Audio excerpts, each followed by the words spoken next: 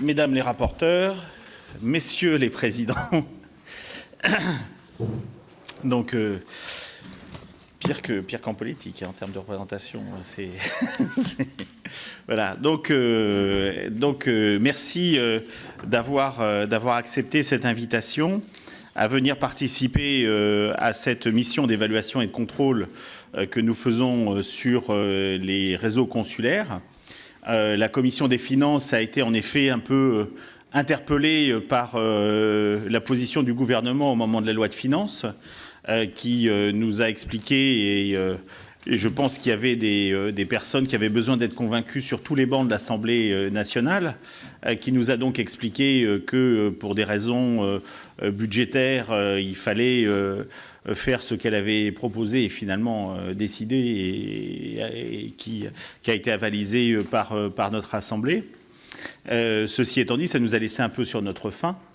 Et on a regretté que tout ceci se fasse sans qu'il y ait une perspective claire donnée à ces réseaux dans le cadre de réformes en cours, notamment la forme de la gouvernance, du pilotage des politiques économiques sur les territoires, qui est, si j'ai bien compris, un élément important de la majorité actuelle, en tout cas telle qu'elle le souhaitait au moment où elle est arrivée désignée par les électeurs au printemps 2012, et qui aujourd'hui se trouve un peu dans la loi NOTRe, mais pour lequel on peut s'interroger de la place que vous avez à prendre, étant vous-même des représentants importants du monde économique sur les territoires et l'organisation des politiques économiques sur ces territoires.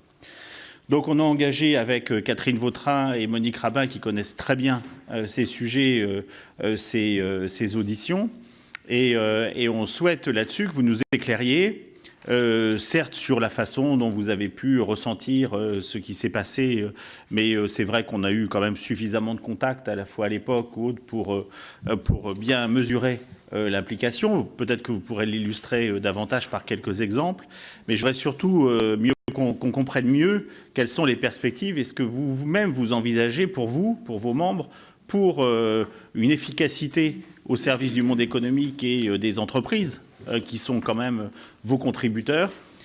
Comment est-ce que vous voyez vos rôles? Comment est-ce que vous voyez vos rôles aussi dans les organisations par rapport à ceux que nous avons déjà auditionnés, que ce soit votre tutelle, que ce soit aussi CCI France, que ce soit d'autres associations, car au fur et à mesure qu'on avance dans ces auditions, ces points, moi qui suis un peu candide sur ces questions, paraît pas d'une clarté aussi limpide que ce qui pourrait apparaître de prime abord, en tout cas au-delà des étiquettes et au-delà des organigrammes. Donc de voir comment est-ce que, bref, on peut avoir une meilleure gouvernance de tout ceci, des vraies perspectives, et encore une fois, avec le souci de l'efficacité au service de notre économie. Voilà, donc je ne sais pas, alors par contre, comment, si vous avez déjà... Voilà, il a réclamé la parole, il l'a, monsieur Vianney de Chalut. Ah ben non, ça je ne le tolérerai pas en tant que président de ces débats, voilà. Mais par contre, vous avez la parole. Donc juste pour quelques propos liminaires, et puis après je parlerai du Havre simplement. Donc les propos liminaires, donc vous avez devant vous les CCI territoriales avec toute leur diversité, c'est-à-dire à la fois des CCI métropolitaines, des CCI départementales et des CCI infradépartementales. Alors les CCI territoriales, c'est le cœur du système, c'est l'échelon de contact direct, c'est l'échelon opérationnel, c'est l'échelon du faire, c'est l'échelon de la proximité. Et nous connaissons les entreprises et l'accompagnons de leur création à leur transmission. Nous sommes élus par elles et sommes représentatifs. Je sais qu'il y a on trouve que le nombre de votants n'est pas suffisant, etc. Moi, par exemple, au Havre, le nombre de votants a été de 26%, mais on a fait le calcul, ça représente 85% du poids économique. Donc on se sent quand même représentatif de notre économie territoriale. C'est l'échelon, les CCI territoriales, c'est l'échelon du développement concret des territoires. C'est avec les gestions d'équipements structurants, les ports, les aéroports. C'est des contacts tous les jours. Les collectivités territoriales nous en remercient de ces équipements structurants. C'est l'échelon qui innove, qui expérimente. C'est l'échelon qui contractualise avec les agglos, avec les communes, avec les conseils généraux. Car cette coordination de l'action publique, c'est ce que nous demandent les entreprises. C'est aussi l'échelon de la formation des écoles et de l'apprentissage. Mais c'est aussi, et je voudrais insister là-dessus, c'est l'échelon qui est fortement impacté par les coupures budgétaires votées pour 2014 et 2015. Le coup de marteau est trop fort. Il risque de casser l'outil CCI. Et c'est dommage parce que les CCI sont des institutions qui sont utiles aux territoires et aux entreprises. Et historiquement, elles ont toujours su répondre et s'adapter aux besoins des entreprises. Pourquoi ? Parce que vous avez le client qui sont les élus jeunes entreprises, au cœur du système. Et donc, les clients élus chefs d'entreprise connaissent mieux que quiconque les besoins des entreprises. Je prends quelques exemples. Faire des écoles, ça n'a jamais été une vocation des chambres. C'est parce qu'au XIXe siècle, les négociants sont venus voir leurs chambres en disant on a besoin de cadres qui parlent anglais, qui connaissent la comptabilité et qui connaissent le commerce. Et alors que les universités ne nous fournissent que des étudiants qui parlent latin, grec, ancien. Donc, vous voyez ce que je veux dire, ça a toujours été l'histoire. Nous, les ponts qu'on a fait de Tancarville et de Normandie, il fallait désenclaver, c'était une demande de l'économie et des entreprises. Personne ne faisait les ponts, la Chambre de commerce a fait les ponts sans un sou, mais elle a fait les ponts. Quoi. Je veux dire, vous voyez ce que je veux dire, c'est toujours suite à des demandes et des besoins. Et pourquoi ça continue à marcher, pourquoi les écoles sont toujours aussi bonnes, c'est parce qu'au board, vous avez les entrepreneurs qui disent il faut faire l'international, il faut faire ci, il faut faire ça, et elles adaptent en permanence les besoins, les réponses aux besoins des entreprises.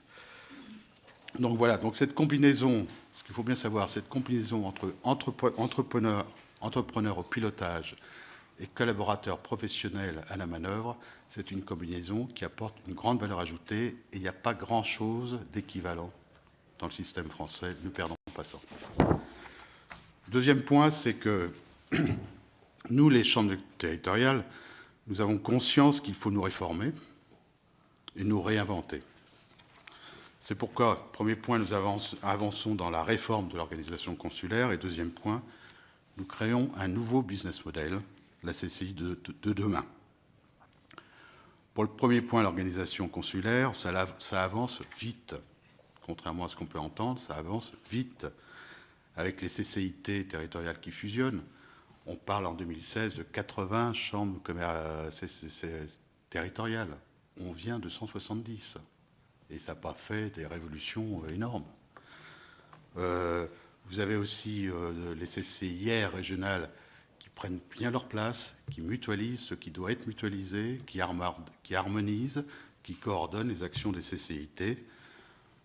Moi, à titre personnel, je dis attention, on n'a pas tout régionalisé, car on risque de s'éloigner des centres de décision et de perdre la proximité.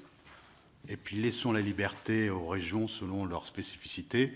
Je prends l'exemple nord, ils ont tout régionalisé, mais Lille est à 1 heure de partout. Nous, en Normandie, Cherbourg et Dieppe, c'est 4 heures. C'est pas pareil comme notion. Vous voyez ce que je veux dire ? Adaptons-nous au terrain selon les spécificités, ça ne changera pas grand-chose.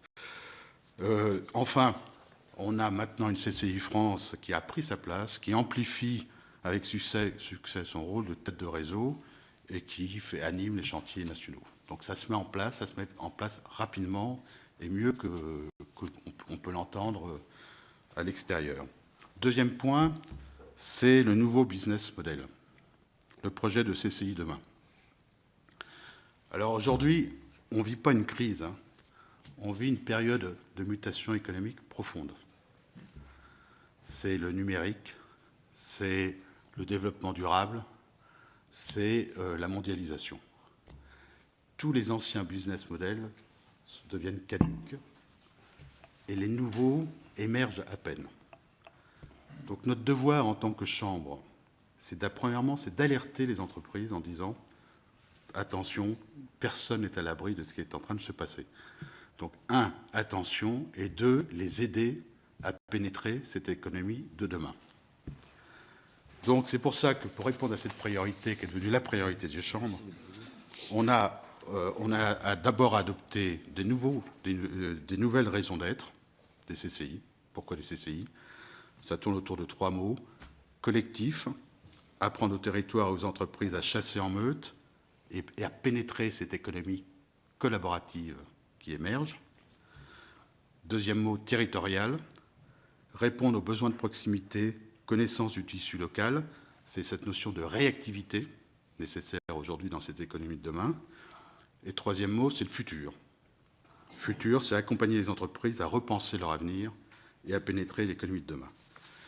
Donc, on a fait un projet CCI Demain, on l'a fait voter en Assemblée Générale CCI France début décembre, ça a été voté à 95%. 95%. Alors, c'est quoi cette CCI Demain, ce projet? Je vais le faire rapide, je vous laisserai un dossier complet pour le détail. CCI Demain, c'est la ICCI, c'est-à-dire être un opérateur majeur des services en ligne à destination des entreprises, formalité à distance, services pratiques en ligne, accompagnement à distance. Deuxièmement, c'est la CCI Campus, notion nouvelle, CCI Campus, c'est-à-dire être un accélérateur de business porté par des plateformes physiques CCI. C'est la transversalité, c'est la gestion des flux, c'est la mise en réseau entre les enseignants, les chercheurs, les étudiants de nos écoles et les incubateurs et les entreprises. Très important pour aider nos entreprises à pénétrer le futur, c'est qu'ils soient en contact de jeunes, de chercheurs et d'enseignants pour pouvoir se faire expliquer ce que c'est que le futur et comment y arriver. Donc c'est CCI Campus, c'est un projet important. Troisième point, c'est la business intelligence, c'est-à-dire organiser la collecte et la gestion des informations sur les entreprises et sur le territoire et donner l'information au bon endroit. Bon, la CCI Demain, c'est pas que ça, c'est aussi segmenter nos clients, opération marketing, quoi. C'est faire avec, c'est engineering du partenariat, etc. Je ne m'étends pas, vous avez un dossier complet, mais je vous conseille de le lire, c'est très intéressant. Voilà. Donc avec le projet de la CCI Demain, le réseau animé par sa tête de réseau CCI France a une vision de son avenir, exclusivement orienté au bénéfice de l'avenir des entreprises. Et ce qui est sympathique, c'est que depuis 6 mois qu'on travaille vraiment sur ce dossier, on a vu dans toute la France, bon, il y a plus de 300 collaborateurs qui travaillent dessus, maintenant ça s'amplifie, il y a beaucoup d'élus qui travaillent. Ce qui est sympathique, c'est que sous la mitraille qu'on subit, on voit un réseau qui se redresse et qui a décidé d'aller vraiment vers l'avenir. Donc franchement, c'est un réseau, on peut être fier de lui parce qu'on a envie de se battre pour lui, parce que dans ces circonstances, se redresser, faire ce qu'ils font et travailler comme ils font, bravo, quoi. Voilà. Bon, et puis autre chose aussi, dans une économie, l'économie du futur, vous ne pourrez plus la gérer de Paris. Je veux dire, c'est pas, le jacobisme n'est plus du tout adapté à cette économie qui sera collaborative, réactive, connectée. Et donc notre réseau, qui est à la fois en proximité et qui peut gérer la réactivité grâce à toutes les CCI territoriales, plus une cohérence apportée par CCI France, c'est un réseau totalement adapté à l'économie de demain. Voilà, alors pour conclure mes propos liminaires, ce que je vais vous dire, c'est que nous bougeons très vite, dans le bon sens. Mais si la baisse de la fiscalité affectée continue en 2016 et 2017, et si d'autres prélèvements sont faits, les CCI vont disparaître. Alors, si c'est la volonté du gouvernement, qu'on nous le dise par décence vis-à-vis des collaborateurs et par décence vis-à-vis des élus bénévoles que nous sommes. Voilà sur mes propos liminaires. Et maintenant, je vais parler un peu plus du Havre, si vous voulez, ou parce que... D'accord. Est-ce qu'il y a des éléments que les uns et les autres voudraient ajouter ou pas? Aucune différence? Ah non, mais alors, oui, mais sur le point de vue quand même général. Après, ça sera bien que chacun se présente. Voilà, on est d'accord. Donc tout le monde adhère au chapeau qui a été fait par Monsieur de Chalut. Ok, ça roule. Alors, Exactement. vous voulez vraiment? Oui. Bon, alors allez-y. Oui, merci. Simplement parce que sur votre chapeau et sur l'aspect très général, moi je voudrais revenir sur 2 éléments. Le premier, vous avez fait allusion à juste titre au problème financier qui se pose, qui est un sujet que nous vérifions semaine après semaine et que nous entendons semaine après semaine, avec 2 éléments. Le premier, c'est qu'il y a d'un côté le prélèvement sur fonds de roulement. Moi je continue à dire que c'est de l'argent des entreprises qui, quelque part, a été pris pour aller boucher les trous de l'État. Mais il y a aussi la deuxième partie qui est la taxe et l'évolution de la taxe. Et là-dessus, on nous avait dit que globalement, il y avait une évaluation de fonds de roulement estimée à 200 jours, etc. Est-ce que vous pouvez nous dire quelle est votre lecture? Parce que vous nous avez à juste titre dit que c'était extrêmement difficile pour vous d'envisager l'avenir sans vision sur votre situation financière. Est-ce que vous pouvez être un petit peu plus précis? Deuxième question qui sera sur l'organisation à venir, puisque notre président a fait allusion tout à l'heure à la loi Notré qui donc aura des conséquences très importantes et chacun dans nos régions, nous commençons à le voir avec l'évolution des services de l'État. Ça va arriver très vite puisqu'au 1er janvier prochain, l'État sera en organisation dans une version à 13 régions. Et là-dessus, moi, je n'ai pas encore une lecture totale puisque quand on discute avec les représentants locaux sur justement, vous avez beaucoup insisté tout à l'heure, Monsieur le Président, sur la référence qu'était la CCIT. Et on sait, pour discuter avec certains de vos ressortissants, que certains disent, finalement, ce qui est important, c'est de garder une approche, par exemple, départementale, puis ensuite une approche régionale. D'autres ont une lecture différente. Donc, moi, là-dessus, j'aimerais bien savoir quelle est votre lecture dans le contexte de la loi NOTRe pour vous. À partir du moment où vous dites que c'est la CCI territoriale qui est la référente, comment voyez-vous les choses à partir du moment où nous allons avoir des régions avec un nombre de départements extrêmement important et un éloignement géographique beaucoup plus important que ce qu'il n'était jusqu'à maintenant? Est-ce que certains d'entre vous veulent commencer à répondre à ces questions, puis après je laisserai Madame Rabin le soin de continuer. Monsieur Nesty. Oui, Jean-Louis Nesty. Oui, d'abord une petite rectificative en ce qui concerne la TFC. C'est pas la TFC qui aura une incidence sur le fonds de roulement, hein, puisque c'est le prélèvement, hein, exact. Voilà.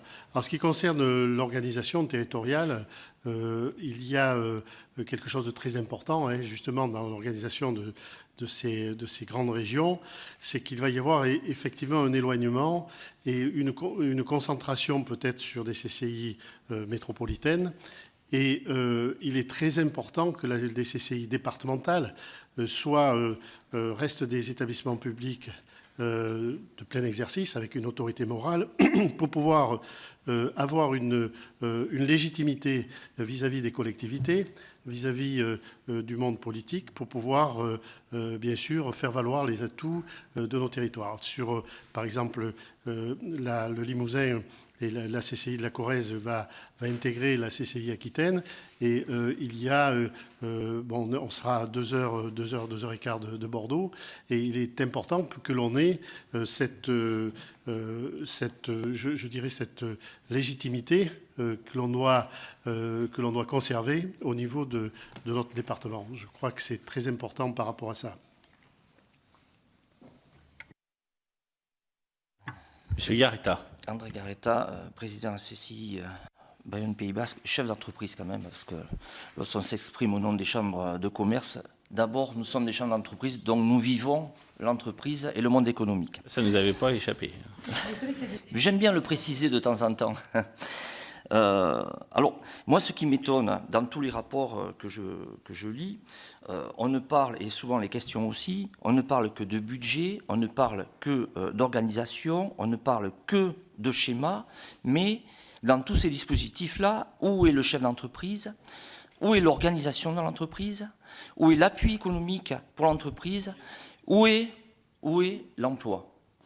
D'abord, je pense, alors, pour justement savoir ce qu'il faut comme organisation et savoir ce qu'il faut comme finance, eh bien, il faut avoir détecté l'activité. quelle est l'activité de la Chambre de commerce? Que fait-elle, hein? Eh bien, nous avons 3 missions essentielles. La première est le cœur de métier, c'est-à-dire l'appui économique et le développement économique. La deuxième, la formation. Et la troisième, lorsqu'on en a, la gestion d'équipement. En ce qui concerne, je peux citer que ce que je connais, c'est-à-dire notre Chambre de commerce, nous avons souhaité, dès le début de la mandature, dit, voilà, où va-t-on? On ne va pas gérer les affaires courantes. Donc, on a créé un cahier sur les orientations stratégiques. On s'est réunis autour de la table et on a dit qu'est-ce qu'on fait pour le Pays Basque et comment on le fait, avec quels moyens.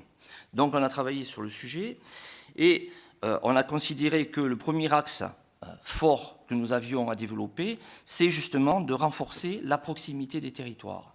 Parce que les entreprises ont des besoins d'accompagnement. La preuve, l'année dernière, nous avons accompagné 21 604 entreprises. Intervention directe auprès des entreprises, que ce soit durant toute la durée de vie de l'entreprise, c'est-à-dire de la création au développement, à la transmission. Nous avons créé des ateliers de création, nous avons aidé les porteurs de projets, nous avons accompagné 1315 créateurs uniquement l'année dernière. Nous avons créé 4 incubateurs de pépinières, 13 000 m² de pépinières dont nous avons investi nos fonds propres. Nous avons créé une pépinière qui est dédiée aux entreprises du numérique et adossée à notre école d'ingénieurs Estia, qui a permis de créer 24 entreprises. Nous avons créé Ola tous les coups, qui est une pépinière dédiée aux industries du sport de la glisse, qui accueille aujourd'hui 22 entreprises. Nous avons la Technocité, qui est dédiée aux startups de la filière aéronautique, 15 entreprises. L'Anacia, dédiée aux entreprises de l'e-commerce, 19 entreprises, tout ça en 4 ans. Ce qui veut dire que nous avons déployé vis-à-vis des besoins et vis-à-vis aussi par rapport aux besoins de l'activité d'aujourd'hui, eh bien, nous avons mis des moyens en face. Et donc, nous avons aussi accompagné des entreprises sur l'innovation. L'année dernière, nous avons sensibilisé plus de 580 entreprises. Nous en avons accompagné sur l'innovation 514. Et nous avons aussi travaillé fortement sur le numérique, hein, parce qu'on s'est aperçu que beaucoup d'entreprises avaient été en retard sur le numérique. Donc, nous avons financé par nos propres moyens bien des compétences pour faire en sorte qu'il y ait une formation. Et aujourd'hui, je peux vous dire qu'on est loin d'être en retard. Au contraire, je pense qu'on est très performant. Et pour aussi faire en sorte que les jeunes s'intéressent à ce que nous faisons, eh bien, nous avons créé avec notre école d'ingénieurs les 24 heures de l'innovation, où pendant 24 heures chrono, 350 élèves et ingénieurs doivent trouver une solution innovante pour un projet soumis par 40 entreprises. Nous avons aussi décidé d'accompagner à l'international, parce que vous savez que beaucoup d'entreprises pourraient exporter et ne le font pas. Donc, nous avons essayé de les détecter. Nous en avons détecté 390, mais accompagné 160, parce qu'évidemment, les barrières que sont la langue, les règles de droit, l'accueil, les rendez-vous pris en B2B sur site, etc., ce n'est pas évident pour un chef d'entreprise. Donc, c'est notre rôle aussi sur le terrain de faire le travail. Nous avons créé aussi, parce que nous sommes en transfrontalier, une CCI transfrontalière, pas avec des bâtiments supplémentaires, du personnel supplémentaire. On a mis nos compétences en commun entre la CCI de Saint-Sébastien et la CCI de Bayonne, parce qu'aujourd'hui, il ne faut plus raisonner avec des limites administratives. Il faut raisonner sur le bassin d'emploi, sur le bassin de vie, sur le bassin économique. Et ça, c'est la résonance du terrain économique. Ce qui nous a permis de faire se rencontrer dans le domaine de la sous-traitance industrielle 157 entreprises qui aujourd'hui travaillent des deux côtés de la Bidassoa, chez nous, travaillent en commun, qui allaient chercher auparavant des compétences à l'extérieur, en Allemagne ou ailleurs, et qui ont découvert qu'il y avait les compétences à côté. Donc nous les avons rassemblés, et aujourd'hui, eh bien, si vous voulez, ils ont pu dégager un business supplémentaire, du chiffre d'affaires supplémentaire, et donc améliorer l'emploi. Nous avons aussi, et là, nous avons un impact très fort, souhaité promouvoir la méthode des clusters. Nous avons créé 6 clusters, que ce soit dans l'industrie de la glisse, le tourisme, l'agroalimentaire, la santé, le bâtiment et le Pays Basque digital. Ce qui nous permet, eh bien, grâce à ces accompagnements, de travailler sur une démarche de progrès pour chaque entreprise, de travailler sur une démarche d'innovation, mais aussi de travailler sur une démarche de mutualisation de moyens. Nous avons, il y a 15 ans, on avait observé qu'il y avait de gros soucis au niveau de l'encadrement. Nous étions très en retard par rapport au taux d'encadrement national. On avait 5% de retard.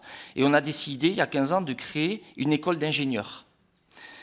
Et cette école d'ingénieurs, en 15 ans, est devenue, au classement, la 30e école d'ingénieurs sur 240. Nous avons commencé à diplômer la première année, il y a 15 ans, 24 ingénieurs, élèves ingénieurs. Aujourd'hui, nous en avons diplômé 190 et nous avons 700 élèves ingénieurs. Cette école, c'est la Chambre de commerce. Nous avons répondu à une demande. Aujourd'hui, si vous voulez faire venir des entreprises et que vous n'avez pas la matière grise, que vous n'avez pas les compétences, ou que vous avez des entreprises qui ont besoin d'innover, qui ont besoin de recherche, si vous n'avez pas la matière grise, vous ne pouvez pas avancer. Donc c'est ce que nous avons fait. Et aujourd'hui, eh bien, le Pays Basque, avec cette école d'ingénieurs, a la possibilité, justement, au niveau du pôle implantation, de faire venir de nombreuses entreprises. Nous avons aussi travaillé fortement sur l'apprentissage. Nous avons sur l'école d'ingénieurs 185 élèves apprentis. Nous avons aussi une mission qui est celle de la gestion de port de commerce de Bayonne, qui est le 9e port de commerce de France et le 5e par le réseau ferré, le port de pêche de Saint-Jean-de-Luz, où on a souhaité travailler en qualité. Et on a développé une démarche, nous sommes les seuls en France triplement certifiés, qualité, sécurité, environnement. Donc aussi sur le développement durable, nous avons mis des outils en marche. Voilà, oui, mais voilà, je tiens à dire ce qu'on fait. On est convaincu de la qualité et de l'utilisation du budget que vous avez, c'est pas la question. Souvent, on a des rapports à charge. La DGF... Attendez, excusez-moi, mais ici c'est pas le but du jeu. Non, mais je sais bien, c'est pour ça que je m'exprime avec vous, parce que vous êtes du terrain. Oui, non, mais s'il n'y a pas que ça. Et pour nous, c'est important. Oui, mais là, je préside, là, pour que chacun puisse prendre la parole. Je suis confus, mais c'était clair. Et on a vu que, comme beaucoup de vos collègues, la Chambre de commerce que vous présidez fait beaucoup de choses pour les entreprises. Et personne autour de cette table n'en doutait une seconde. C'est mieux qu'en promis hein, sur l'état d'esprit. Peut-être alors Madame Rabin, et puis peut-être que les uns et les autres vous rebondirez. Oui, j'aimerais reprendre un peu le débat presque à son origine. Nous avons souhaité vous avoir, parce que chacun d'entre vous, il y a un tronc commun. Cela a été très bien décrit. Je pense que tous les trois, on est complètement... Enfin, je crois qu'on croit aux chambres. Sinon, on ne serait pas là. C'est nous qui avons réclamé cette mission. Il y a aussi une forme... Bien sûr, il y a des nuances entre nous. On est tous décidés à faire avancer les choses. Donc, tout ce qui est commun et connu... je pense qu'on pourrait éviter le débat là-dessus. En revanche, on vous a fait venir parce que vous avez des spécificités. Chacun d'entre vous a quelque chose à faire valoir qui le distingue de l'autre, soit au plan territorial, soit au plan de ses missions, soit au plan, des rapports qu'il a voulu instaurer, peut-être avec la Chambre des métiers, peut-être dans un rapport différent avec la CCIR, peut-être que parce que le découpage territorial fait que... Donc, ce qui nous intéresserait aujourd'hui, c'est presque de vous entendre vous répondre les uns aux autres pour que nous, on puisse en tirer enseignement. Personnellement, voilà un peu les problématiques qui m'animent. CCI France, ça a été dit à plusieurs reprises, semble avoir aujourd'hui un rôle connu et reconnu, puisque vous avez créé ce projet de CCI demain, donc on en a pris connaissance dans la toute première audition, pas de souci. En revanche, nous avons reçu également un autre type de courrier de l'association des chambres, je ne sais pas, le siège est à Auch ou quelque chose comme ça, hein, voilà, qui paraît un tout petit peu en décalage par rapport à ce que nous avons entendu sur CCI France. Le tout petit peu est un effet. Non, mais j'essaie d'être modérée dans tous mes propos. Donc, c'est... Voilà. Non, mais moi, j'aimerais bien vous entendre sur ces différences-là. Deuxième point, vous avez... Alors, c'est pas dans l'ordre, hein, pardon. Mais si vous pouviez échanger devant nous, moi, j'aimerais bien. Vous avez évoqué vos missions qui sont traditionnelles. Moi, j'appartiens à la majorité et je pense que dans une période budgétaire compliquée, on a envie de vous accompagner, c'est sûr, dans vos missions, mais si elles doivent évoluer, eh bien, il faut qu'on en parle, il faut qu'on le sache. Moi, je ne m'interdis rien par rapport à l'évolution des missions qui pourraient être les vôtres. La question budgétaire, pour moi, c'est la question de la transparence, parce que ça a très bien fonctionné. Moi, j'ai été au cœur de ces débats à l'occasion de la loi de finances, et ça a très bien fonctionné avec certaines chambres qui nous ont répondu dans la plus grande transparence sur la construction budgétaire.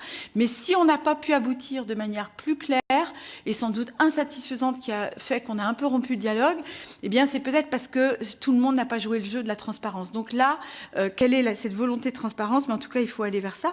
Et concernant le schéma, pour terminer, eh bien, moi, je pense que ça pourrait être aussi intéressant que les chambres, elles proposent leur propre schéma. Parce qu'on n'est pas des idiots, on a bien compris tous que s'il y avait le souci de coller le plus possible aux collectivités territoriales, ce qui nous paraît quand même important, c'est aussi de tenir compte de vos spécificités. Or, mon propos est bouclé. Si vous êtes là, c'est parce que vous avez chacun des spécificités qui sont différentes.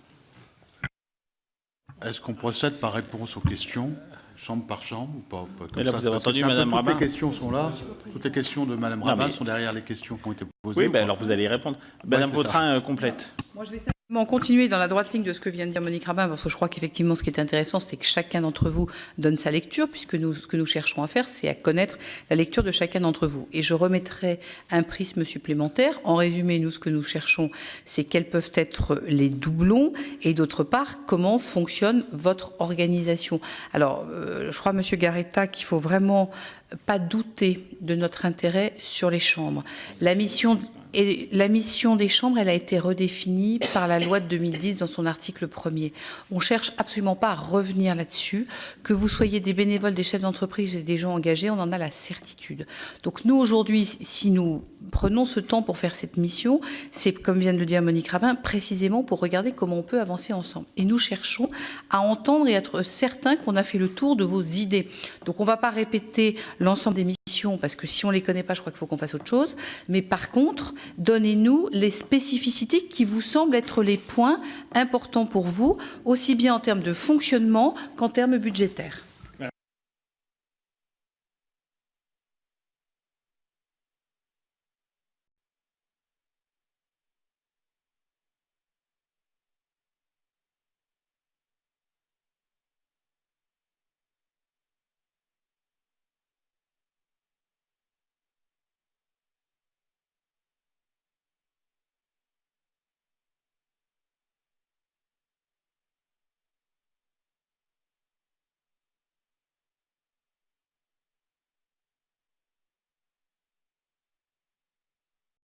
La majorité. Voilà. Moi, mon souci.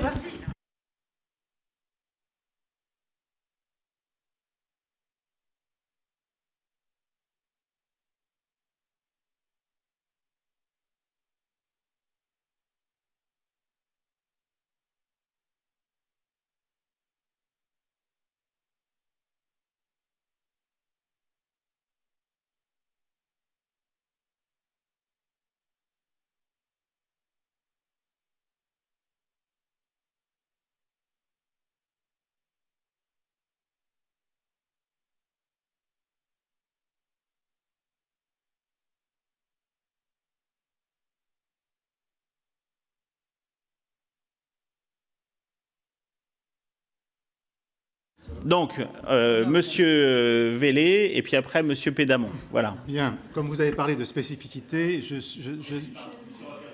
suis président de Grenoble, la chambre de Grenoble. Si vous voulez, c'est une grande chambre, dans les définitions des chambres, avec ses problématiques propres sur lesquelles je reviendrai. Tout simplement pour situer Grenoble, c'est 700 collaborateurs, 1000 vacataires, un budget consolidé de 90 millions, 700 collaborateurs et des investissements récurrents de 10 millions par an. 80% de notre budget est consacré à la formation, avec deux points forts qui sont une école, Grenoble École de Management avec 6000 étudiants, un apprentissage avec 2500 alternants sur 90 métiers et la formation continue. Donc, pour vous donner le cadre de la Chambre. Au niveau de l'appui aux entreprises, on a 3 niveaux d'intervention, comme tout le monde, dans lesquels je ne reviendrai pas. Les 3 niveaux d'intervention, c'est la partie réglementaire, c'est la partie appui aux entreprises et c'est la partie développement du territoire. On l'a mis sur un graphique, on a mis dedans les supports, les produits qui vont bien, mais ce n'est pas la peine de rentrer, je dirais, à ce niveau-là. C'est une société qui est gérée comme une société de service, compte tenu de notre budget, compte tenu de notre environnement. Ça veut dire que, comme l'a dit notre collègue, on a une vision. On est arrivé, on a fait une vision à 2030, parce qu'on s'est donné une vision relativement longue, comme on peut le faire dans les entreprises.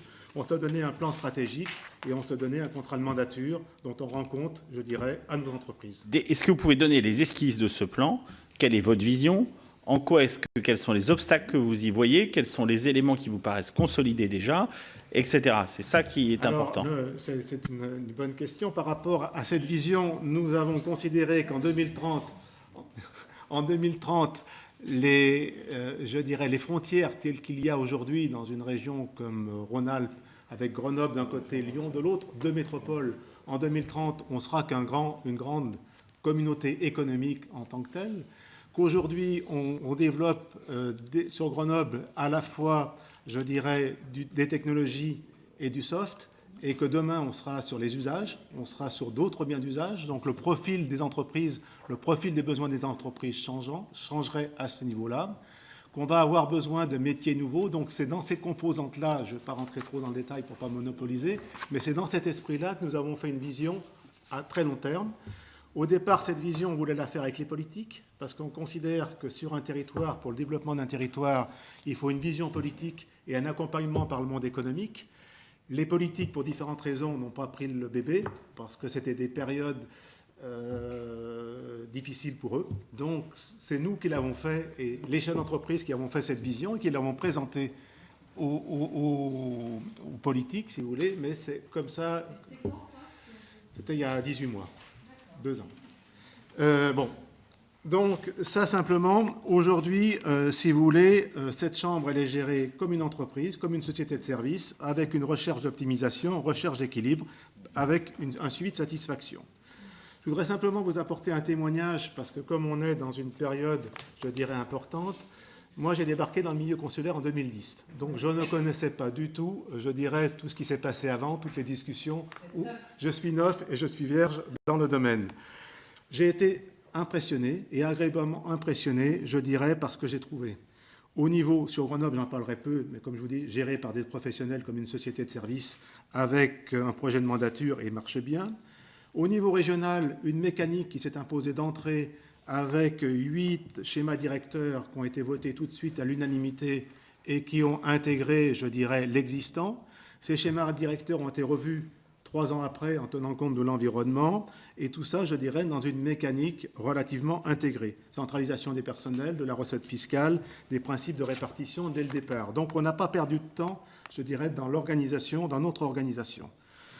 Avec le respect de la proximité, parce que les délégations ont été mises en place dans chacun des secteurs.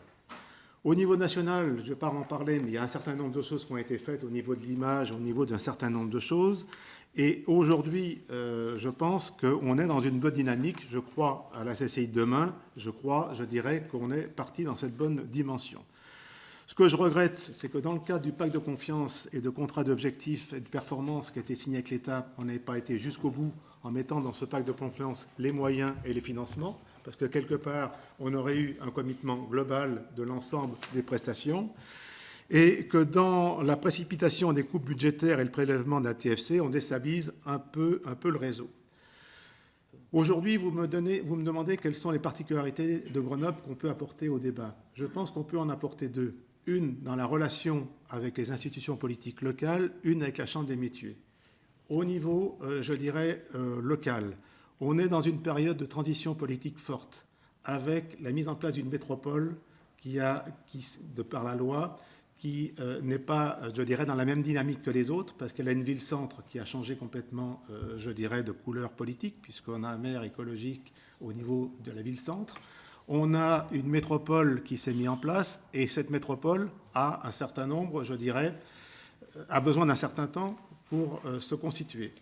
On est dans une région qui est très grande et qui va être encore plus grande avec le rapprochement avec l'Auvergne. Donc il y a besoin dans cette métropole d'un équilibre entre la région, des grands pôles métropolitains, parce que dans une région qui fait 600 km, vous ne pouvez pas avoir un certain nombre de CCI, donc une recherche d'équilibre. Et dans ce cas-là, la CCI sur Grenoble, dans un cadre d'un pôle métropolitain grenoblois, est la référence et l'interlocuteur pour tout le monde pour créer parce que les politiques ont besoin d'interlocuteurs, le marketing territorial, le tourisme, l'animation économique, parce que c'est une opportunité pour nous d'éviter les doublons et de faire un certain nombre de choses. Donc on est leur partenaire idéal, à nous d'apporter des idées. Deuxième exemple, pour faire court, parce que je ne voudrais pas monopoliser la parole, avec la Chambre des métiers. Avec la Chambre des métiers, nous avons déjà entamé, je dirais, un certain nombre de synergies. Au niveau du centre de formalité des entreprises, le responsable de la CCI étant parti à la retraite, c'est celui de la Chambre des métiers qui assure l'encadrement des 2 CFE et qui le fait une journée d'un côté, une journée de l'autre. Les CFA, on essaye de les faire en commun. Et on a même proposé, je dirais, à Sylvia Pinel en son temps et à nos nouvelles ministres, d'être test pour faire un regroupement Chambre des métiers et CCI, au moins sur un certain nombre de métiers et un certain nombre de fonctions. Donc ces 2 secteurs dans lesquels Grenoble, interlocuteur, je dirais, privilégié des politiques aujourd'hui, compte tenu de l'environnement politique dans lequel nous sommes, et relation avec la Chambre des métiers, pour faire un peu court. Monsieur Rocabois, après, Monsieur Nesti revient. Oui, merci Monsieur le Président. Pour rebondir un petit peu sur ces éléments de spécificité, d'apport que l'on peut avoir dans ce débat, j'insisterai sur 3 éléments.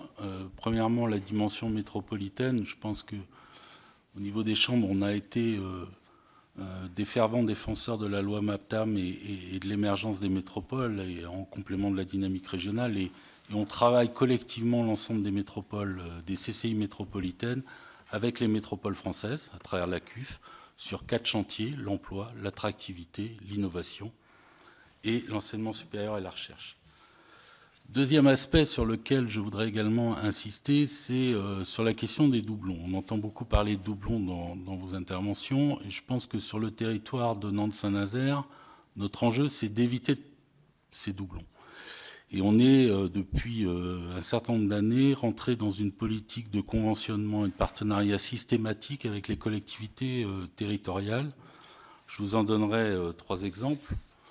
Sur les territoires infra-départementaux, je pense à Châteaubriand, en SNI, mais également à Saint-Nazaire et à Nantes, nous avons créé des maisons de la création et de la transmission d'entreprises qui regroupent l'ensemble des réseaux d'accompagnement des créateurs d'entreprises, que ce soit le Fondes, l'ADI, la boutique de gestion. L'ensemble de ces réseaux se trouvent dans ces maisons, et ce sont des démarches que nous avons co-construites avec les collectivités et avec les communautés de communes.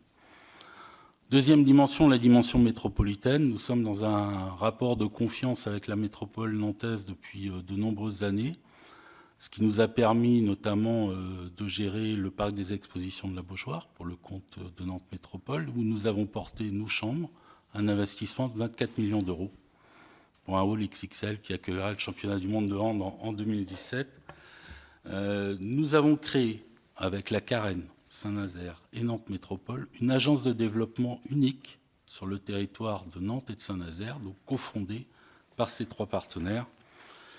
Et nous avons un autre exemple dans le domaine de la formation. Nous investissons actuellement sur un média campus, et nous venons de terminer un campus de l'apprentissage également à Nantes. Autre exemple de cette dynamique partenariale au niveau régional, mais Mme Rabin le connaît parfaitement puisqu'elle en était en partie à l'origine, c'est sous l'égide du Conseil régional a été créé un hub à l'international qui fédère l'ensemble des acteurs en matière d'appui à l'international, et la région a confié aux chambres toute la logique d'appui aux entreprises à travers ces CCI internationales.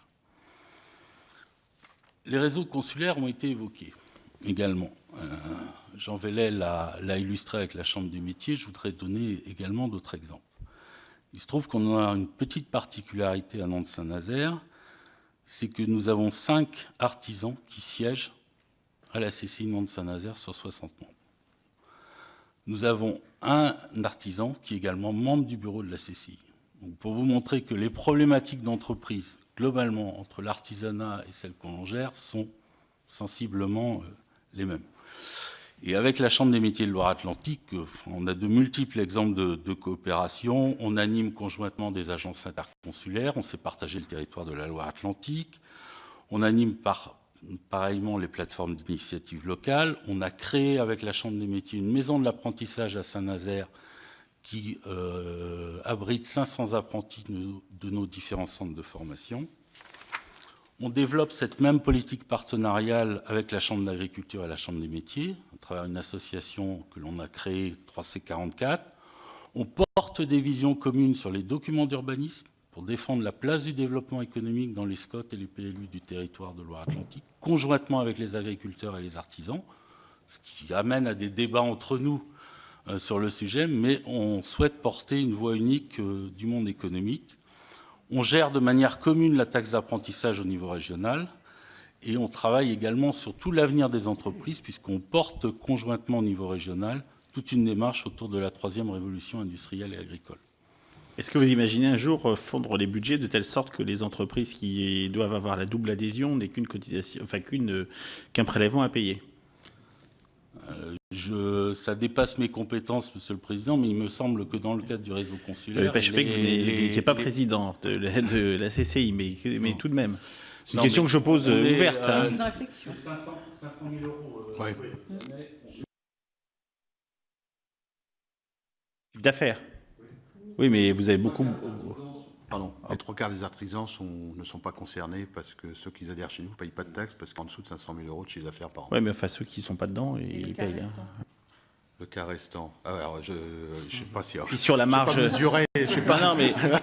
Non, je plaisante pas parce qu'il y a une question de marge là-dedans et quand on rapporte à la marge par rapport au chiffre d'affaires, j'ai un point de vue qui est un tout petit peu moins amusé sur la question. Voilà. Monsieur Garetta, je vous ai à l'œil. Hein.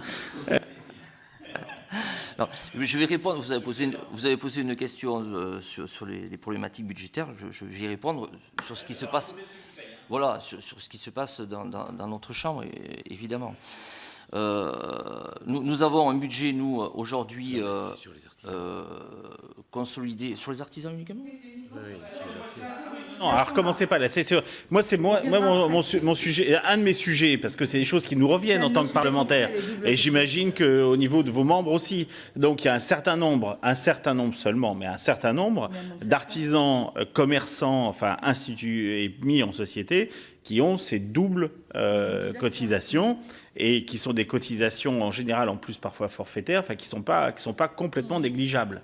Donc surtout qu'elles n'ont pas diminué. Je vais répondre en partie. Et donc, parce que voilà, mon collègue la CET a deux parties, la CVAE, donc oui, tout à fait. Sur les 500 000 euros, on l'a voté. Ça on est d'accord. Par contre, sur la CFE, je veux aussi, tant que je puis m'exprimer, attirer votre attention sur le fait qu'on est en train de revaloriser tout ce qui est valeur locative qui date de 70 et qui aujourd'hui arrive à 2015. On a des écarts multipliés par 60. Oui, je tiens à attirer votre attention sur le sujet. On est d'accord. Ce qui m'inquiète. Bon, enfin, c'est pas complètement... Sérieusement. Alors, Monsieur Nesti. Alors, moi, je reviens un petit peu par rapport à votre question de tout à l'heure. Alors, effectivement, vous avez souhaité d'avoir en face de vous la diversité du réseau, et vous l'avez là aujourd'hui. J'entends parler mes collègues, et je vais parler, moi, au nom de CCI départementale, mais un département rural. On est une petite CCI, et on n'est pas une métropole du tout. Et tout autour de nous, j'ai également des collègues qui soient du Lot, de l'Aveyron, qui soient du Cantal, et qui sont un petit peu dans la même problématique que nous. Aujourd'hui, notre souci, et je vais vous dire les conséquences qu'il y a eu, c'est justement la baisse de la TFC et le ponctionnement sur nos fonds de réserve. Donc la baisse de la TFC, là aujourd'hui, chez nous, il faut savoir que la TFC, la fiscalité, représente 62% en Corrèze de notre budget.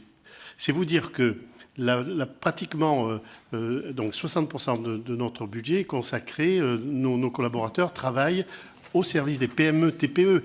En Corrèze, on a on est un peu en dessous de 10 000 ressortissants. Des ressortissants, et donc 93% de ces ressortissants, ce sont des PME, TPE de moins de 10 salariés. Toutes ces entreprises ont besoin d'un conseil, d'un accompagnement, et d'un accompagnement, on va dire, gratuit. En ce qui concerne, par exemple, vous parliez tout à l'heure des cotisations des commerçants et des artisans.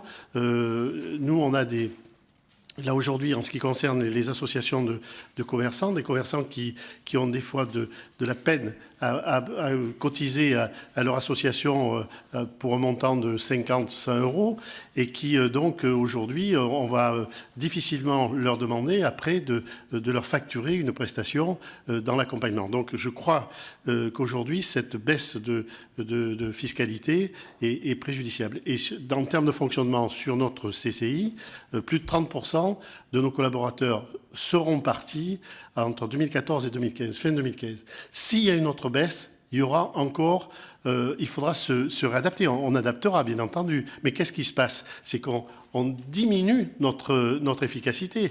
On est là, on a beaucoup moins de collaborateurs qui peuvent aller sur le terrain. Et dans un territoire rural, on a besoin d'être présent auprès de nos ressortissants. Donc ça c'est très important. En ce qui concerne toutes ces activités, je ne reviendrai pas, moi, puisqu'on a fait notre bilan d'activité que l'on a présenté dès janvier, bilan 2014. Donc vous verrez que tout l'argent et toute la fiscalité est consacrée à l'accompagnement des entreprises. C'est quelque chose qui, en milieu rural, est très important. Là, aujourd'hui, c'est fondamental. Le ponctionnement sur nos réserves. Certes, on avait quelques réserves, mais qui étaient prévues pour certains investissements. Et ces investissements étaient engagés. On a d'ailleurs eu un PIA pour un centre de formation. Alors, ce n'est pas les grandes écoles, ce n'est pas des écoles d'ingénieurs, mais c'est une école qui est vraiment adaptée au territoire. Et notre force et notre fierté, c'est de dire que quand nos étudiants sortent de nos écoles, eh bien, ils sont intégrés, on va dire, à plus de 90%. Donc, c'est quelque chose qui colle au terrain.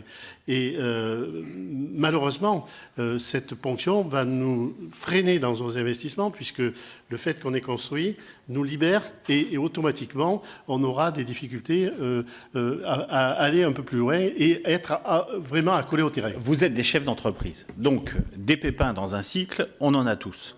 À partir de là, comment vous réagissez? C'est ça que, voilà, je suis peut-être un peu brutal, oui. mais on a réagi. Je veux dire, parce que de toute façon, vous n'aurez pas là-dessus. Il n'y a pas, justement, c'est notre difficulté à nous. Je pense que c'était l'appel de Madame Rabin tout à l'heure, la remarque de Madame Vautrin. Ce que je veux dire, c'est que nous-mêmes, là-dessus, on est convaincus de la qualité et de la légitimité d'avoir un échelon territorial d'organisation du développement économique confié au monde entrepreneurial. Écoutez-moi. Maintenant, comment vous vous adaptez par rapport à ces éléments budgétaires? On s'est adapté, puisque, je vous dis, on a diminué pour coller un budget, maintenant que l'on aura, on a diminué notre masse salariale. Mais si jamais ce qui est prévu, ce qui nous avait été annoncé dans un projet de loi de finances de 2016, à ce moment-là, on va encore s'adapter. On s'adapte toujours, bien sûr qu'on s'adapte. Mais par contre, si c'est s'adapter, c'est mourir. Là, aujourd'hui, je suis désolé, mais on va être complètement asphyxié et on ne pourra plus rien faire.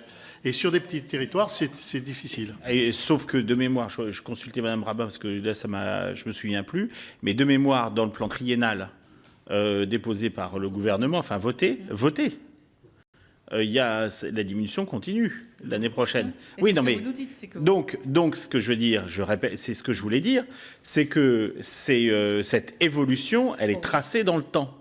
Donc, le problème, c'est de savoir comment est-ce que vous réagissez ou pas. Si vous dites on meurt demain, c'est peut-être vrai, mais la question, bah oui, mais la question, elle est qu'on se retrouve dans 2 ans et il est possible que, et je vous l'espère, qu'en fait votre institution continue de perdurer. Donc, à la sortie, c'est ça la lisibilité. Donc, le raccrocher, la concordance entre le plan d'entreprise que vous devez faire, les évolutions budgétaires qui sont déjà dans les textes. Par contre, que vous disiez, OK, c'est dans les textes, mais nous, on est déjà à l'os, on va aller à la moelle, mais au-delà, on ne sait pas comment faire. Et de toute façon, non, mais vous restez sur ce qui est prévu, point barre. Et par rapport à ça, nous, on a adapté ça, et c'est ce vers quoi on fait notre plan d'entreprise. Après, à l'État de prendre la responsabilité de casser le plan d'entreprise que vous voulez. Et là, à ce moment-là, vous avez motivé quelque chose. Et nous, parlementaires, on est en capacité de défendre votre plan d'entreprise, en tout cas pour ceux qui croient à la nécessité, à l'utilité du mode de gouvernance tel qu'aujourd'hui, il est à peu près organisé sur les territoires. Vous voyez ce que je veux dire? C'est ça qui n'est pas super clair. Et au-delà de dire que c'est catastrophique, etc., ce dont on est, en tout cas nous, on le partage, mais majoritairement, l'Assemblée ne l'a pas partagé, puisqu'elle a voté ces évolutions. Voilà. Monsieur Tchalut. Oui. C'est évident qu'en tant que chef d'entreprise, on sait ce que c'est qu'un coup dur de perdre un gros client, un gros marché, et on sait s'adapter et on sait réagir. Là, le coup dur, c'est quand même, c'est pas loin de 40% de baisse de revenus, plus un prélèvement qui équivaut pratiquement à la même chose. Donc, c'est quand même pas un petit coup dur. Donc, comment on réagit? Sur des 40, là, parce que là, c'est... 37. 37%. 7% sur 3 ans. Ouais. Sur 3 ans, quand vous cumulez taxes plus prélèvement sur taxes. Non, c'est-à-dire que c'est la diminution de la taxe qui est d'un tiers au bout, d'accord? Mais qui reste dans la poche des entreprises. Alors, on est d'accord. Ah bah de toute façon, ça ne peut pas être autrement. Alors là, sans la vérifier. C'est l'un ou l'autre. Hein. C'est pas... Sans la vérifier, oui, c'est vrai. C'est obligatoire. Donc voilà. Jusqu'à preuve du contraire, mais si...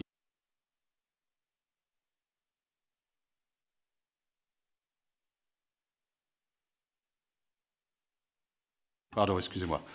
Donc, comment on réagit? Nous, en Normandie, on a décidé, dès 2013, de fusionner les deux Normandies, de passer de 14 chambres à 6 chambres, une régionale et 5 territoriales. C'est-à-dire renforcer la proximité en fusionnant les chambres de proximité. On a créé, nous, autour du Havre, la CCI de l'Estuaire, qui regroupe 3 chambres, autour de Rouen, 3 chambres avec Dieppe, Rouen et Boeuf, etc., etc. Et donc, on va avoir à la fin de l'année 5 chambres territoriales, une chambre régionale. C'est plutôt les bassins économiques qui ont conduit les regroupements ou les départements, enfin les éléments administratifs. Bassin très bien, c'est important, elle le souligne. L'estuaire que je vais présider, c'est Le Havre, Fécamp-Bolbec, Lisieux, Honfleur. C'est 2 départements, 2 régions, et ça n'a rien à voir.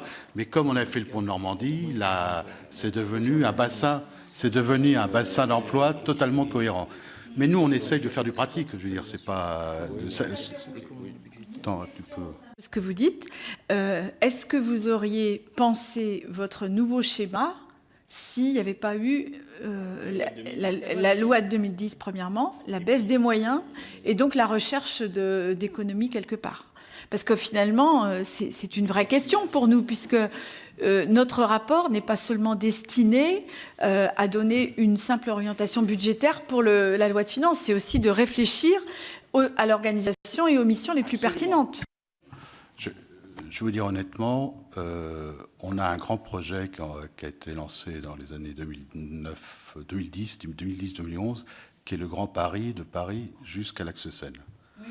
Et face à ça, on s'est dit, nous les Normands, si on ne s'organise pas face à Paris, on n'aura pas de débat. Donc là, on a créé... Et donc, c'est d'où l'Estuaire qui se crée, d'où la Normandie qui se rapproche, d'où la... Alors, évidemment, on a toutes les conséquences de mutualisation. On a mutualisé nos communications, les marchés publics, tous ces machins-là qui font de la rationalisation. La plus grosse rationalisation se fait au niveau des fusions des CCIT aussi. Hein, je veux dire, donc là, on a fait... Et donc, nous, concrètement, à l'Estuaire, on va perdre 30% de nos effectifs, hein, suite à cette rationalisation et suite aussi aux effets budgétaires. Là encore, petite question pour bien comprendre. Aujourd'hui, ça se passe comment? Il reste quoi? Et quelle forme vous avez? Sur l'ensemble, vous êtes parti de combien de CCI pour être... On est parti de 14 CCIT, 14 CCI, 2 régionales, 12 CCI territoriales. 2 régionales, 12 territoriales. On arrive à 6 chambres, 1 régionale et 5 territoriales. Et les 5 territoriales, il y a encore un lien avec le département d'origine ou pas du tout? Pardon, c'est clair que Elbeuf, Rouen et Dieppe sont toujours en Seine-Maritime. Nous, on est sur 2 départements.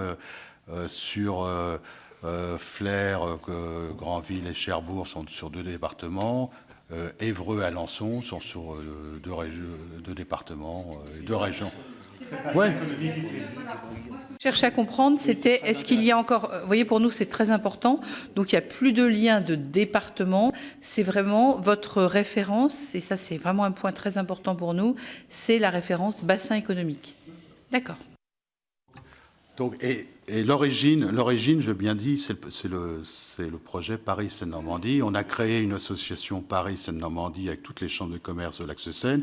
C'est 36% du PIB français quand même. Hein, donc, et auquel maintenant les grandes entreprises rentrent, les ports sont rentrés, etc. Donc voilà, c'est ça un peu, c'est un grand projet économique qui nous a tiré. D'une manière générale, c'est un peu nos démarches. Donc c'est une vision qui vous permet de vous adapter Exactement. aux contingences imposées par les pouvoirs publics et par le législateur, et donc qui vous permet de vous adapter. Donc c'est important parce que ça veut dire que sur l'ensemble des problématiques qui sont posées ou dans des bassins très structurés, je pense au Nantais, à la région lyonnaise, Isère, enfin Grenoble, etc.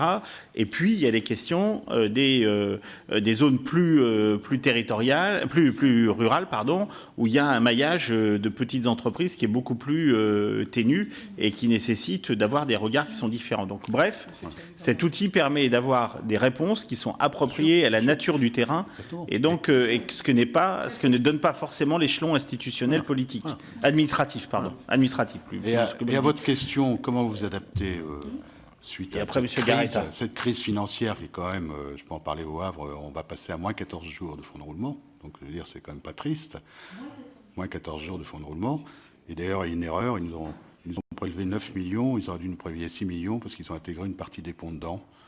Donc voilà, des ponts, parce que moi j'ai une concession des ponts, il y a une partie des fonds de roulement, donc il y a une erreur, donc on va faire un recours gracieux en espérant que la réponse soit gracieuse, mais bon, ça c'est... Donc simplement, sur comment on s'adapte, évidemment qu'on s'adapte par la mutualisation, etc., à l'organisation, mais on s'adapte surtout par les projets, tels que j'ai dit, mais CCI demain, c'est quoi ? C'est une totale adaptation au nouveau système.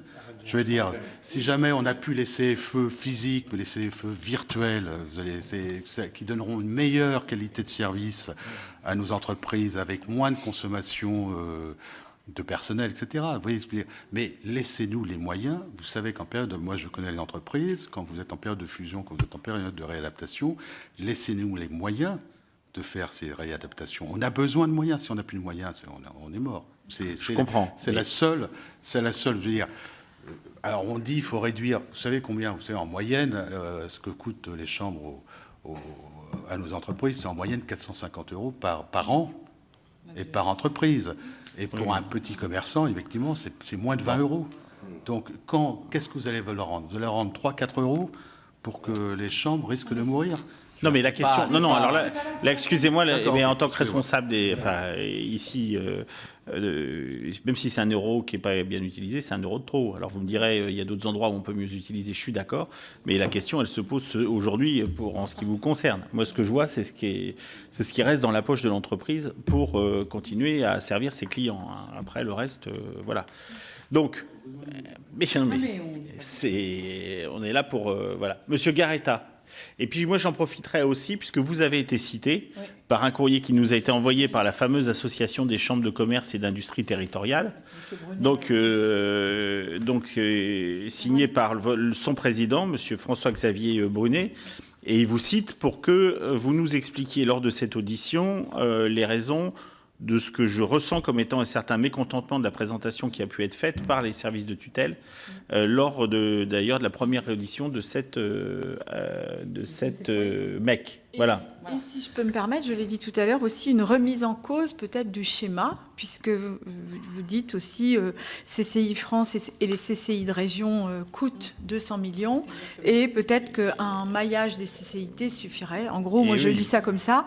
Donc c'était un peu mon appel de départ. Je voudrais vous entendre là-dessus. En indiquant qu'ils poussent une autre réforme des CCI. Voilà, donc l'autre, comme on n'a pas bien compris la première, donc on va déjà rebondir là-dessus, sur cette autre. À l'heure où on est dans les simplifications administratives, on se pose la question. Aujourd'hui, nous avons 3 échelons, CCI France, CCI Région, CCI Territoriale. Et là, on entend parler de CCI France, CCI Région, CCI Métropolitaine, CCI Départementale, CCI Territoriale et CCI Locale. Donc là, sur le fait, on se pose des questions. On ne sait plus vers où on va et comment on doit y aller. Ensuite, l'autre question que l'on se pose, toujours dans le cadre des simplifications, nous avons des schémas sectoriels, des schémas d'organisation, des COP, des COM. On a l'impression d'être dans le système du Gosplan. Nous sommes éloignés de la nouvelle économie qui est plutôt fluide, rapide. Et en ces temps d'Internet et de réseau, on se pose des questions sur ce qu'on veut de la réorganisation. Alors nous avons travaillé un schéma qu'on va essayer peut-être d'appliquer en Aquitaine, mais qui s'inscrit exactement dans le cadre de la loi. Hein ? Nous, c'est l'association. Oui. D'accord. Non, mais c'est juste pour bien sûr. Non, mais l'association, mais aussi là, on l'a mis, si vous voulez, en fonctionnement sur l'Aquitaine. On est en train d'y travailler. D'ailleurs, ce soir, on se retrouve justement pour faire encore de nouvelles économies. Vous voyez, donc nous, on essaie d'être en amont et de trouver d'autres solutions. Vous êtes combien dans l'association ? Dans l'association, on est 48. 48. Président de CCIT. Vous êtes à la fois CCI France. Alors, c'est l'association, si vous voulez, c'est pour territoriale des chambres de commerce et surtout défendre aussi leur capacité juridique à contractualiser avec, par exemple, des collectivités locales. Si vous êtes en CCI locale, vous n'êtes qu'une CCI déléguée et vous n'avez pas la possibilité de travailler avec les collectivités locales comme nous le faisons. Nous, par exemple, au Pays Basque, nous avons 74, ce qui nous permet aujourd'hui d'avoir des ressources complémentaires. Nous avons 74 contrats avec les collectivités territoriales, avec la région, avec le conseil général, avec les communautés de communes, avec même des villes. Donc nous travaillons main dans la main. C'est ce qui nous a permis d'avancer sur des projets. Donc si vous me permettez, si vous voulez que je vous explique un peu en 2 mots, si je peux. Parce que le but, vous avez dit, et regardez même, on va faire encore des économies. Le but, encore une fois, c'est pas que de faire des économies pour faire des économies. Ouais, non, mais là, sinon, il y a une décision du législateur qui est dit, vous existez ou vous n'existez plus. Je vais être très, très brutal. Mais là, on a trouvé une autre solution. La question, c'est de dire quel est le projet, comment est-ce qu'il colle, et les moyens qui sont adaptés. Est-ce que les moyens sont adaptés ou pas? Et après, comment est-ce que ça sert le développement du développement économique, de l'écosystème français? C'est pas plus, c'est à la fois très compliqué, voilà. Mais il faut être positif. Voilà, donc nous travaillons sur un schéma qui est le suivant. Donc on respecte évidemment la loi, hein, on s'inscrit évidemment dans le cadre et on s'inscrit aussi dans la délibération de CCI France qui a eu lieu il y a une semaine. Voilà ce que l'on propose. Aujourd'hui, si je prends le cas de l'Aquitaine, nous allons avoir une CCI métropolitaine qui va être Bordeaux, qui est aujourd'hui territoriale, mais qui devient métropolitaine. Et nous avons aujourd'hui 7 CCIT et une CCIR. Mais avec la nouvelle région, nous allons devoir regrouper 3 CCIR qui vont devenir une CCIR, puisque on passe donc sur une seule région. Et donc, nous proposons, nous, sur les fonctions support régionales, sur les fonctions opérationnelles de la CCIR, sur les fonctions d'assistance et de conseil, de les mutualiser avec la CCIM. Voilà. Et la CCIR, évidemment, conserve des fonctions fortes, c'est-à-dire tout ce qui est orientation stratégique générale, tout ce qui est interlocuteur des pouvoirs publics régionaux et répartition de la ressource fiscale et fonctions de paye. Ce qui fait que là, si vous voulez, encore sur la CCIR, on vient faire donc des économies. Et donc, sur 3 CCIR qui deviennent une. La région est plutôt mutualisation des fonctions support. La métro est plutôt le bras séculier opérationnel. C'est l'inverse, puisqu'il mutualise avec la l'inverse. Non, mais j'ai compris. Oui, mais dans les fonctions que vous avez dites, oui. Moi j'ai compris que les 3 régions avait occupé un certain nombre de fonctions. Voilà. Donc, et il n'y a plus que la métropolitaine et la région, et Voilà. la régionale. Mais elle ne récupère pas toutes les mêmes fonctions. Donc, vous pouvez répéter celles que vous avez données Alors, qui vont celle- à la métropole, Celle à la métropolitaine. Celle que va récupérer la métropole, mais bon, qui va être gérée en fait par l'ensemble, c'est tout ce qui est fonction support régional et mutualisé. On vous a fait un schéma. Hein. Tout ce qui est fonction opérationnelle de la CCIR comme l'international, et tout ce qui est fonction d'assistance et de conseil pour les CCIT. Donc, voilà. Dans la CCIR qui reste, c'est tout ce qui est orientation stratégique générale. Ah d'accord, ok. Voilà. Oui, oui. C'est avec les schémas. C'est tout ce qui est interlocuteur avec les pouvoirs publics régionaux. Et c'est tout ce qui est répartition, ressources fiscales et fonctions de paye. Voilà. Donc, puisque c'est la loi qui leur attribue cette fonction-là. Donc on mutualise encore une autre partie, ce qui va nous permettre de mutualiser des locaux aussi, donc de faire des économies de moyens. Voilà. Ouais. Alors les CCIT, eh bien, elles conservent tout ce qui est fonction de proximité, donc tout ce qui est fonction de service public, fonction d'accompagnement des entreprises, fonction formation, fonction de gestion d'infrastructures et d'équipements, interlocuteur des pouvoirs publics locaux et fonction support, donc non mutualisée évidemment, dans les finances et la communication. Et donc là, on a proposé donc, ce schéma-là pour encore avoir la possibilité, justement, de faire des économies. Par contre, là où j'ai un souci, je vous pose la question parce que je n'ai pas la réponse et personne ne me la donne. Parce qu'on va, on va passer de 3 CCIR à une seule. Bon, voilà. Bon, moi, ce que je veux savoir, c'est comment et par quel biais vont être indemnisés, parce qu'il y aura forcément, inéluctablement, donc des suppressions d'emplois. Comment ils vont être financés, ces suppressions d'emplois? Je n'ai pas la réponse. On n'a pas les moyens. Non, on n'a pas l'argent. C'est par vous? Bah oui, non, Nous, mais par après, exemple, ça c'est le à deuxième la sujet. CCI, à la CCI, par à exemple, vue de nez, hein. par- Après, je ne connais pas d'assez près le statut précis de vos salariés, mais comme il y a des directeurs ici, je pense que c'est eux qui connaissent la réponse. Hein. Factuellement, c'est vous. Hein, je ne me trompe pas. Hein, voilà. Bon, bah voilà, la réponse, elle est faite. Hein. Voilà. Oui, oui. Oui, oui, mais d'accord, mais c'est vous quand même. Donc, On n'a pas été prélevé, nous, sur le fonds de roulement, on n'a pas été prélevé, parce qu'on a tout réinvesti, et on n'avait que 41 jours de fonds de roulement. On n'a pas été prélevé. Nous avons, supprimé 15 emplois à la CCI de Bayonne Pays Basque. Bon, tout ça, on a pu le gérer, mais aujourd'hui, on ne peut plus le gérer. Moi, j'ai plus le financement pour, justement, continuer sur ces suppressions d'emplois. On n'a plus les moyens de... Et on a fait les efforts, on a supprimé 15 emplois, et on n'a pas la ressource pour aller au-delà. Et aujourd'hui, nous avons 21 jours de fonds de roulement à Bayonne, Pays Basque. mais vous avez, enfin bon, après, je veux dire, mais là on en revient à les logiques d'entrepreneuriat. Alors, Monsieur Nesty, puis après Monsieur De Chalut. Oui. Il y a, c'est vrai que bon, j'écoute tous ces présidents de chambre avec beaucoup d'intérêt. Hein, ça n'a rien à voir, on va dire, avec nos CCI rurales. Hein. Aujourd'hui, c'est vrai que on a, en plus, sur la Corrèze, on a une particularité, c'est qu'on est à cheval sur 3 régions, enfin, ex-3 régions, maintenant 2 régions. Et le bassin de vie est vraiment à cheval sur 2 régions. Donc, pour se regrouper avec des CCI, d'autres CCI territoriales, je pense au Lot en particulier, ça va être difficile parce que c'est sur 2 régions et je crois que là, la loi ne le permet pas, je crois. Donc voilà, c'est quelque chose d'assez problématique. Bon, on va...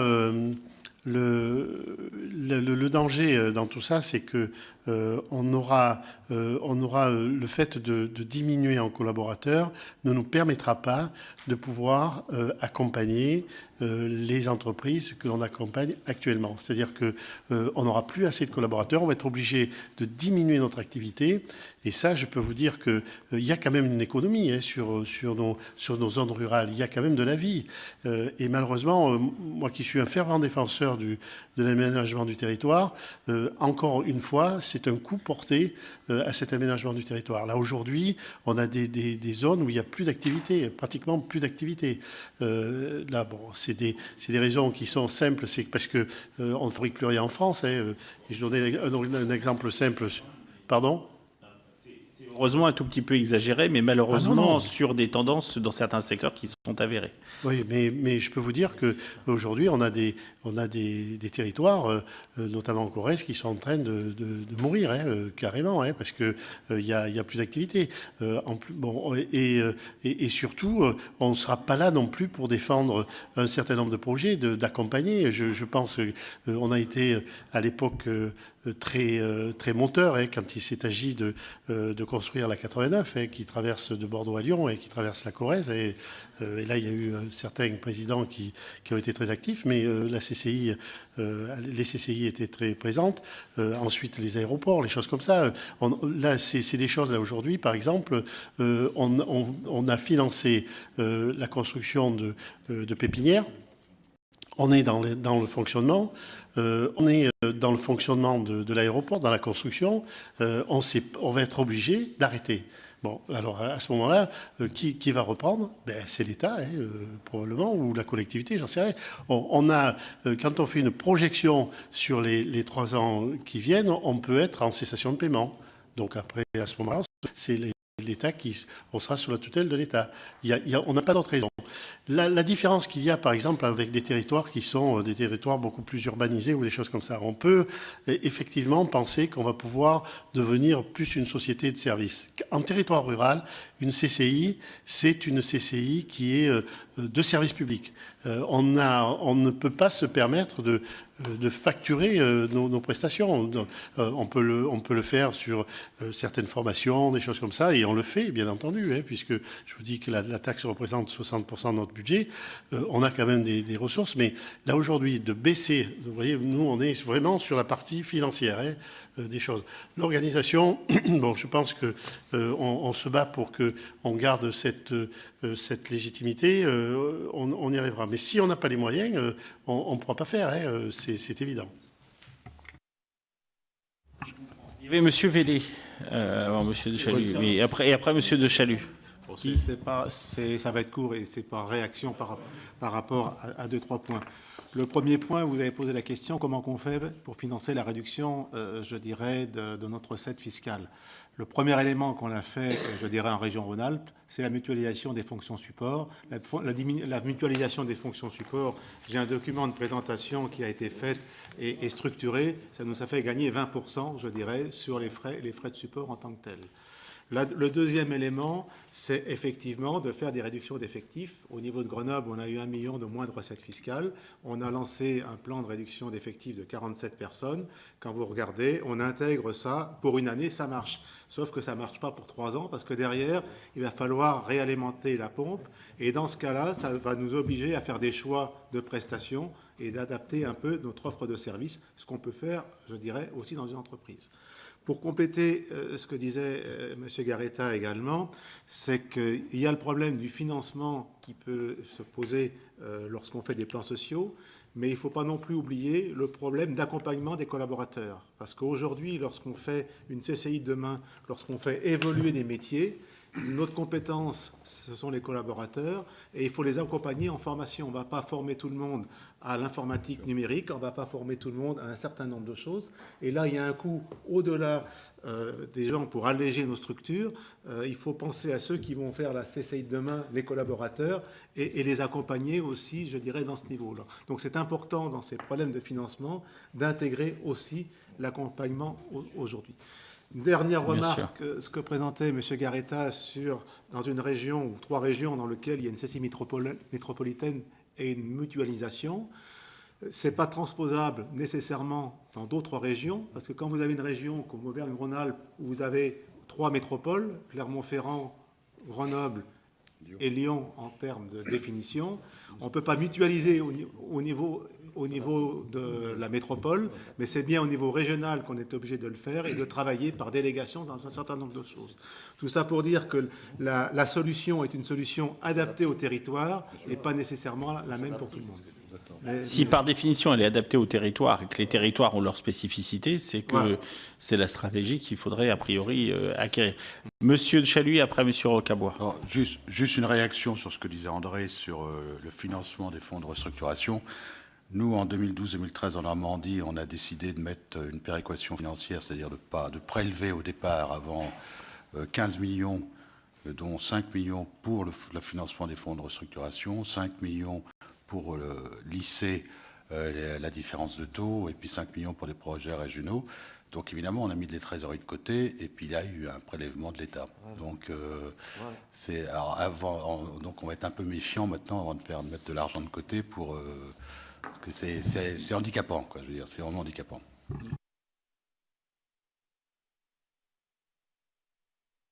Surtout qu'il faut que l'État, et notamment Bercy, intègre que vous ne gérez pas en logique annuelle et budgétaire.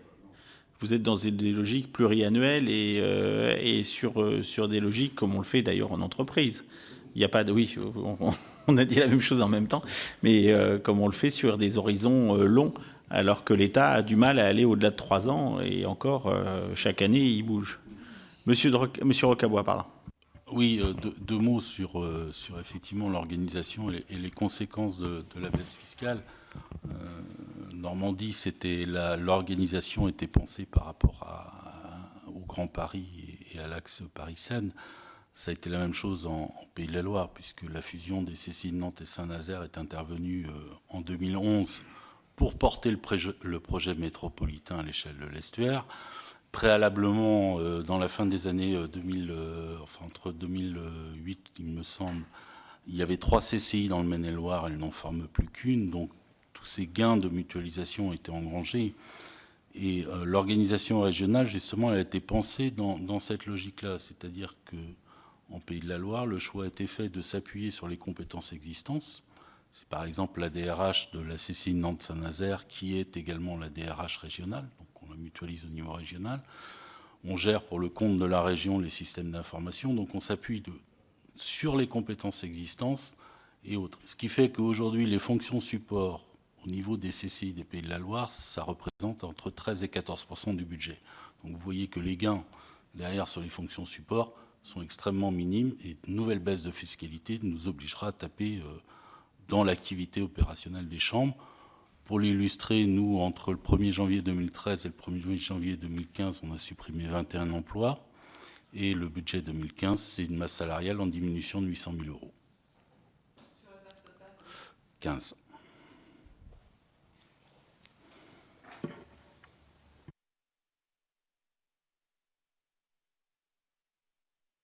Il y avait monsieur...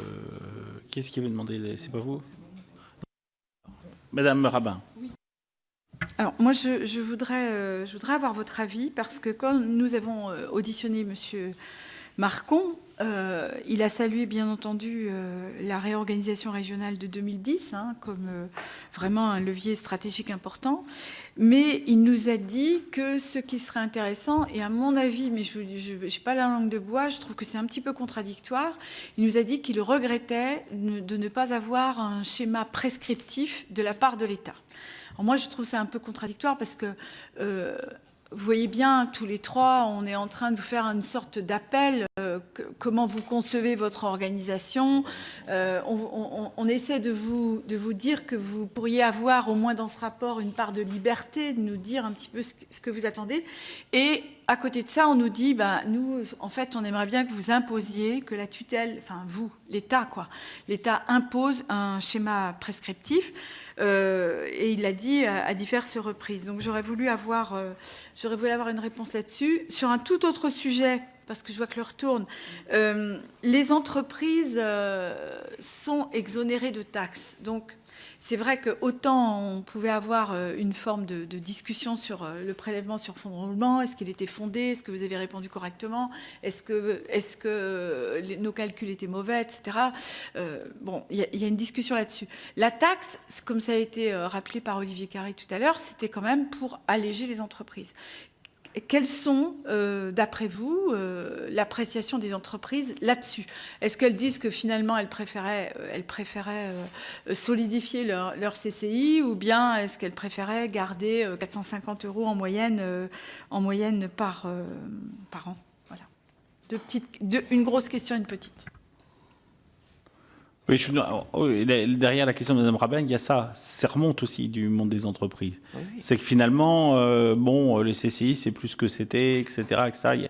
Il y a des remarques. Non, mais je vous le dis, parce que c'est aussi des choses que l'on entend. Donc, on peut pas être sourd à cette demande. Et la remarque qu'elle fait, et vous avez des gens qui pensent que 450, c'est beaucoup, d'autant que je rappelle que c'est une taxe et pas une cotisation, par rapport à d'autres organisations professionnelles qui existent aussi en parallèle de ce que vous pouvez faire. Monsieur Garetta, vous avez été le premier à appuyer. Monsieur Vallée prendra la suite. Après, on conclura. Oui, alors chez nous, au Pays Basque, la TFC, c'est 273 € en moyenne par entreprise et moins de 65 € pour les entreprises de moins de 5 salariés. Donc très faible. Lorsque je leur demande si le fait, par exemple, de diminuer d'un tiers cette taxe, et par rapport aux services qu'on peut leur rendre, puisque on a quand même réalisé plus de 21 000 interventions, si l'entreprise avait dû payer ces interventions ou la formation, ça lui aurait coûté beaucoup plus, et ils le savent. Par exemple, sur le numérique, tout à l'heure je vous ai parlé du numérique, une formation, un accompagnement sur le numérique, une création de site, même si c'est un site de démarrage, mais ça coûte très cher. Vous démarrez à minima à 1 200 €, une création de site. Nous, on les accompagne gratuitement. Je peux en citer des exemples sur la création d'entreprise, sur lorsque vous devez consulter. Alors, moi, je ne souhaite pas me substituer à un avocat, à un expert comptable, etc. Mais il y a des bases d'accompagnement de départ pour la création et de suivi. Lorsque vous suivez un créateur d'entreprise, s'il devait être suivi par une société, il sait très bien que ça lui coûterait très cher. Et des exemples et sur la transmission.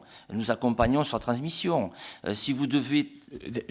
On ne va pas recommencer le catalogue. Ce que j'ai dit tout à l'heure... C'est gratuit chez nous. Oui, mais c'est gratuit. Mais regardez le nombre de transmissions, par exemple, qui sont traitées à la fois par vous, et comparez ça avec le monde les professionnels du chiffre, par exemple, c'est incommensurable. Alors, c'est peut-être gratuit, mais il y a aussi des gens qui acceptent de payer pour traiter ces sujets-là. Mais donc, si vous voulez, nous avons 15 700, voilà, nous avons 15 700 ressortissants, nous faisons 21 000 interventions, ce qui veut dire qu'il y a un besoin, ils viennent nous chercher. Vous savez très bien que les 21 000, il y a tout. Oui, mais il y a tout. Je les ai regardés chez moi. Mais il y a beaucoup d'accompagnement. Par exemple, il y a eu sur les créations d'entreprises, c'est-à-dire des gens que nous suivons sur 6 mois, c'est-à-dire nous sommes derrière eux, etc. Eh bien, il y a eu 1530 accompagnements, quoi.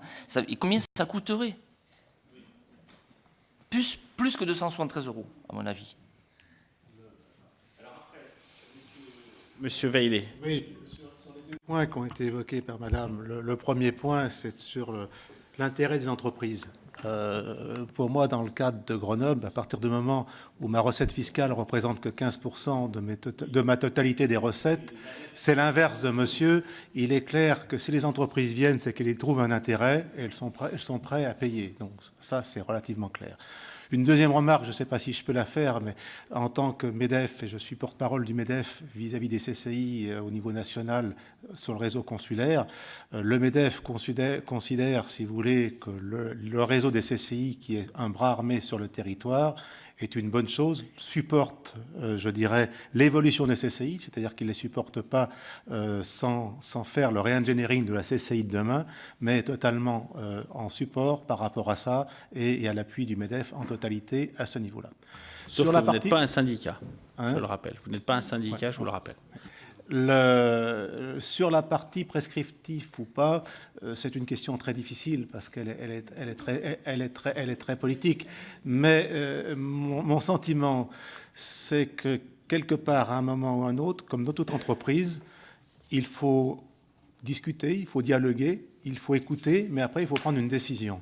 Et aujourd'hui, je dirais que dans le cadre de la loi de 2010, telle que l'organisation est faite, il y a une certaine complexité des prises de décision. Parce qu'il faut le voter au niveau des assemblées territoriales, il faut le revoter au niveau des assemblées régionales. Que ça soit voté au niveau des assemblées régionales, qui sont les représentants des CCI territoriales, de manière prescriptive, moi, est un gage de pouvoir avancer, je dirais, dans l'organisation et de ne pas, je dirais, tourner en rond comme on peut le faire dans un certain nombre de cas. C'est un point de vue personnel que je délivre là, mais je le dis par rapport à votre question. Monsieur Nesty. Oui, justement, sur ce point-là, je voulais réagir déjà pour répondre. Moi, je suis totalement... pas opposé, mais de vouloir avoir ce schéma prescriptif, à mon avis, c'est quelque chose qui anéantit un petit peu l'action on va dire, des petites chambres.